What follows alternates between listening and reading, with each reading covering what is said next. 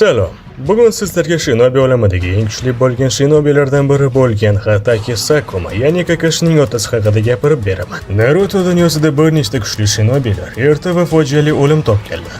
Sakuma ham shularning jumlasidan edi. Sakuma kelib chiqishi jihatdan Hatake klaniga mansub edi. Bu klan boshqa klanlardan o'zining iste'dodli va har qanday vaziyatga moslasha olish qobiliyati bilan tanilgan. Sakuma ham shular jumlasidan edi. Naruto animasida to'laqonli yoritib berilmagan qahramonlar mavjud. Ulardan biri Sakuma Hatake bo'lib, u bu qahramonlar biri sifatida yaxshi tanilgan. Chunki Kishimoto butun serial davomida unga ko'p oydinlik kiritmagan. Sakuma juda ham mehribon va sodiq odam edi. U yolg'iz o'g'lini juda ham yaxshi ko'rardi. Ko'pincha Kakashi do'stlari bilan o'ynab bo'lgandan keyin uni kun oxirida o'zi bilan olib ketardi. Ninja sifatidagi ulkan shon-shuhrat va qudratiga qaramay, u juda kamtar odam edi. Va uning xotini, ya'ni Kakashining onasi 10 yoshligida vafot etgan edi. Ba'zi xabarlarga ko'ra, uning onasi Nozuka klaniga mansub ekanligi aytiladi. Mana shuning uchun ham Kakashi xuddi Nozuka klaniga o'xshab muhrlash jutsusidan foydalana oladi. Sakumaga keladigan bo'lsak, u shuningdek uzoqni ko'ra oladigan shinobi edi. Ya'ni u Kakashiga bir kun kelib, Gayuni ortda qoldirishi haqida unga aytgan edi. Va albatta biz bunga 4-shinobi urushida amin bo'ldik. Urushlar va nizolar shinobi olamida doimo bo'lgan va bu kuchli shinobilarning chiqishiga sababchi bo'lgan. Darhaqiqat, 2-shinobi urushi ham shulardan edi. Urush vaqtida Sakuma shinobilar dunyosida ancha mashhur edi va u Konohaning oq so'ylovi sifatida tanilgan edi. Va xuddi Minato 3-shinobilar jangida sariq chaqmoq sifatida tanilgani kabi, 2-buyuk shinobi urushi paytida Sakuma Hatakening kuchi har bir xalq tomonidan qo'rqib kelingan edi. Hayratlanarlisi shundaki, Minatoning Obitoga aytgan so'zlariga ko'ra, Sakuma o'sha vaqtda kuchi jihatdan deyarli 3 sanin bo'lmish Jiraiya Orochimaru va Tsunadoni ortda qoldiradigan edi. O'sha vaqtda Qum qishlog'i va Yashirin Bar qishlog'i orasida urush bo'layotgan edi. Va urushlardan bittagina Sakuma Sasorining ota-onasiga duch keladi.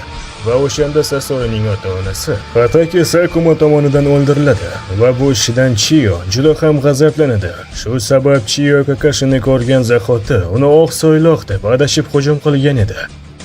Jutsu va texnikasi. Afsuski Sakumaning jutsu va texnikalarini animada ko'rsatib o'tishmagan. Lekin internetdagi ba'zi bir ma'lumotlarga qaraydigan bo'lsak, Sakuma Hatake Tanto, ya'ni oq nurli chakrali qilichdan janglarda foydalangan. Sakuma Hatake tarixdagi eng kuchli shinobilardan biri sifatida tanilgan. Aytishlaricha, u bir zarba bilan dushmanlarni mag'lub eta olgan va uning jasorati shu darajada ediki, hatto Orochimaru kabilar undan qo'rqishardi. Bundan ham ajablanarlisi shundaki, muxlislarga ma'lumki, donishmandlik rejimi yoki Kekkei Genkai kabi kuchli texnikalar yordamisiz bu kuchli shinobi darajasiga erisha olgan. Genjutsu va Kenjutsudan ham ancha mohir bo'lgan va uning darajasi kamida Hokage darajasida bo'lgani aniq. Chunki saninlardan kuchliroq bo'lgan oq so'yloq kamida Minato darajasidagi ninja bo'lishi kerak deb aytish juda adolatli. Va Minato o'zi uni daho sifatida ko'rganini unutmaslik lozim. O'limi. Xo'sh, Yashirin Barkning oq so'ylog'i qanday qilib vafot etgan? Sakuma va uning guruhi Konoha uchun juda ham katta bo'lgan ahamiyatga ega bo'lgan topshiriqqa yuborildi. Topshiriq davomida Sakumaning do'sti hayoti xavf ostida qoldi. U o'rtoqlarini qutqarish uchun missiyani tark etishga majbur bo'ldi. Shu sababli u qishloq aholisi va hatto o'zi tomonidan qutqarilgan do'stlari tomonidan qoralandi. Bu unga katta azob-uqubatlarni olib keldi va unga jismoniy va ruhiy ta'sir ko'rsatdi.